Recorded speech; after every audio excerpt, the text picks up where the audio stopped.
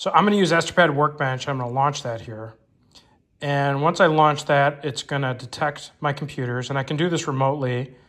In this case, I've got 2 different computers to choose from. I'm going to connect M4 Rex here. That's actually my Mac Mini. So connecting there. And boom, there we go. I've got my Mac desktop here, right on my iPad. Super cool. Now, one of the first features I like to enable is to go from the default display to unified display. And what that's going to do is it's going to match the screen resolution to my iPad. So you can see it fits my iPad perfectly now. Super cool, super crisp. And I've got the trackpad, I've got the keyboard here. I just launched Keynote. Let's create a presentation, why not? So I can create a presentation. I can use the keyboard. Test, right? Works super well.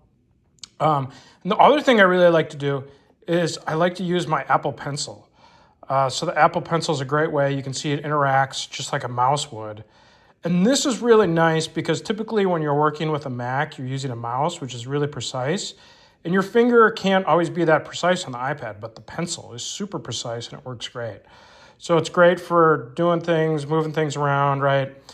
And this will even do pressure and it'll draw into Mac app and if you wanted to do that. And then in my case, I'm usually just doing stuff on the desktop.